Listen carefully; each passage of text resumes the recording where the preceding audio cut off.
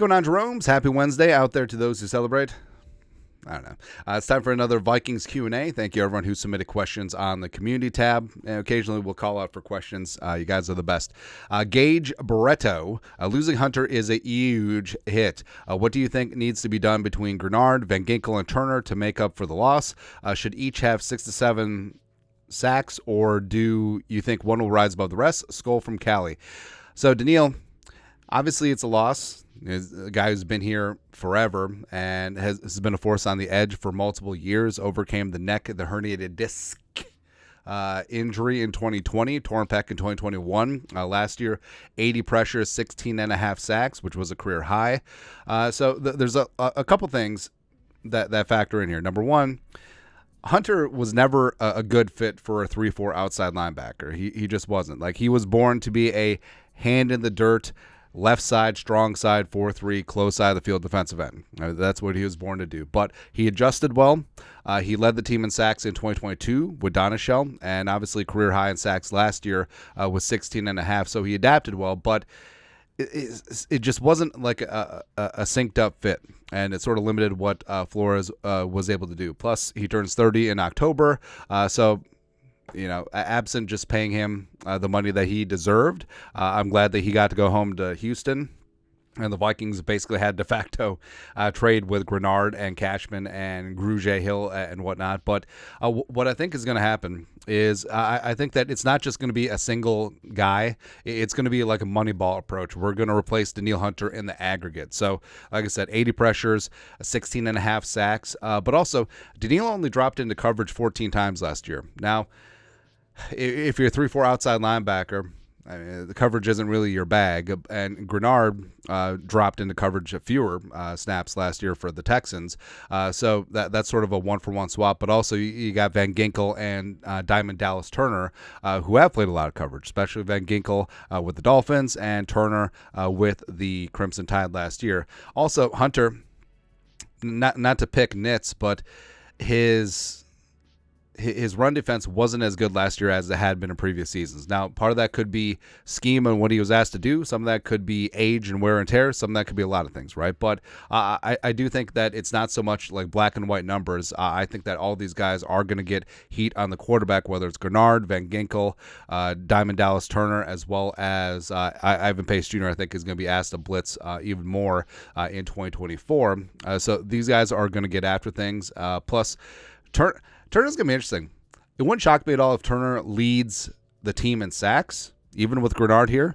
And it wouldn't shock me at all if Turner leads all rookies in sacks and potentially wins Defensive Rookie of the Year. Because with Van Ginkel up on blocks with that foot injury, he's been getting first-team reps. He's been looking good. I think that he does need to add size, does need to work on setting the edge against the run, so that could limit his early down work, except I think that he's going to be a factor right away. Like, Flores isn't just going to have this Ferrari in the garage. So I think with Grenard's going to be out there opposite of Turner quite a bit. I think AVG is going to be out there in the mix.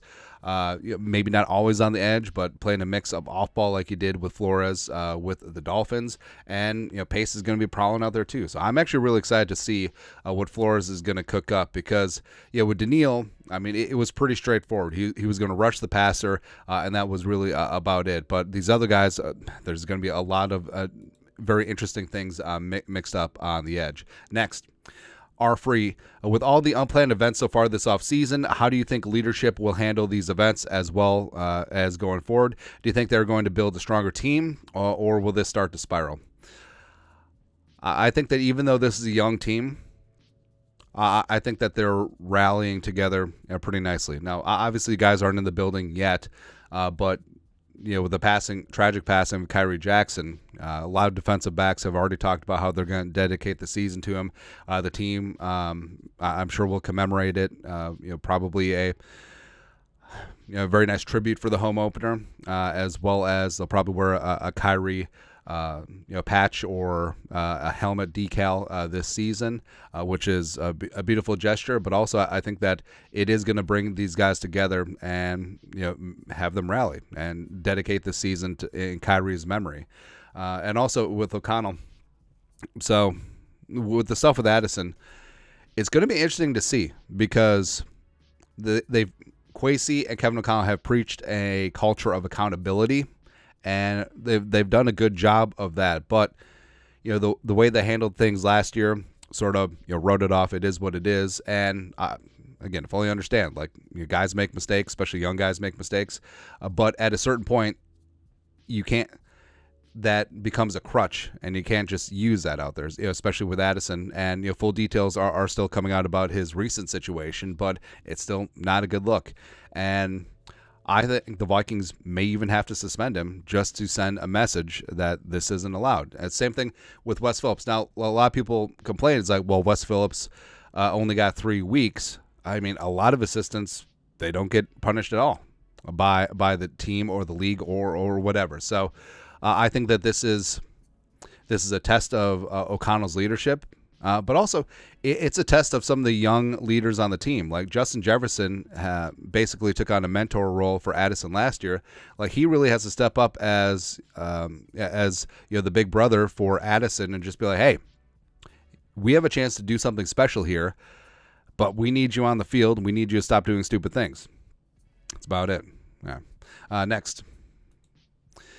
Zach 1269. Nice. What's your biggest fear for this team?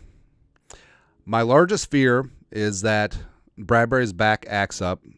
Potentially he regresses. The guard competition is FUBAR, and Darnold gets shelled. They can't run the ball. Maybe they even toss McCarthy out there and he gets shelled. That's my largest fear right now.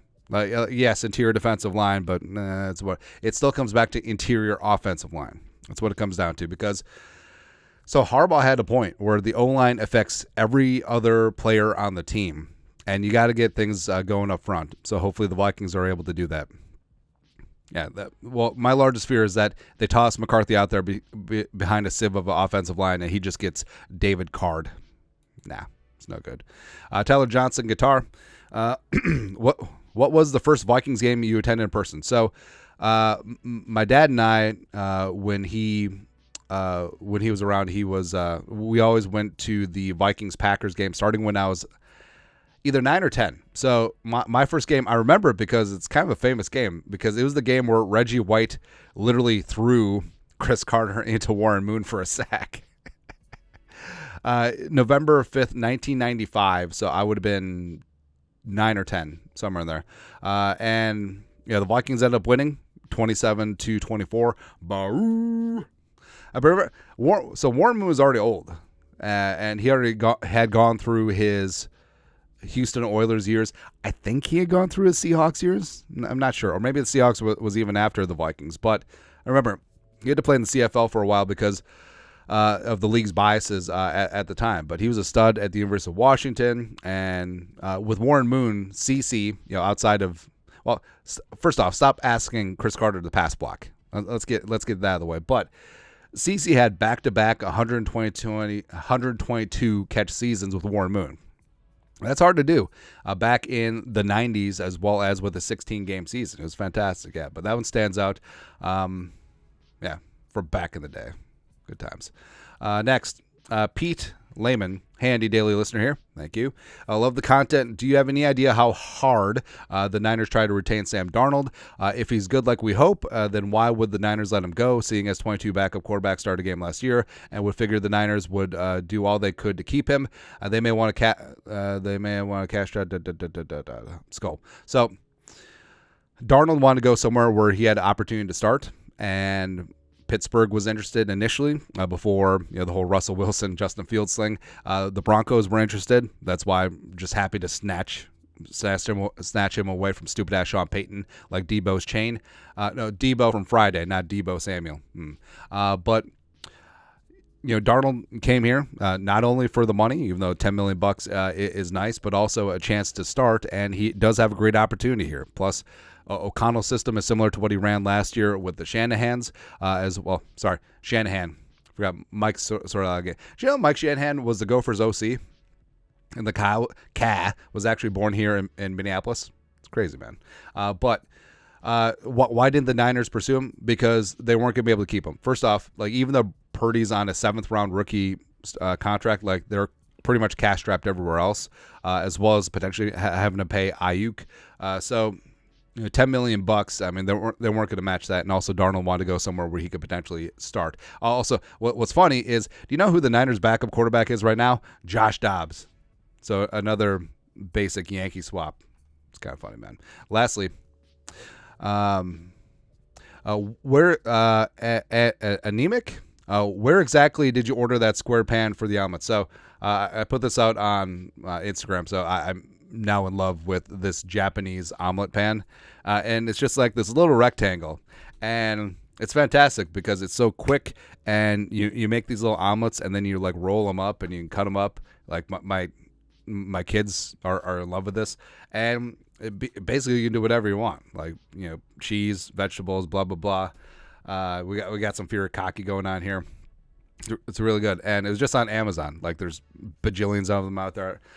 So this is a game changer, right? Because where has this been all my life? Because we just randomly saw this on. So the wife likes watching like Japanese YouTube videos, which maybe that's why she picked me.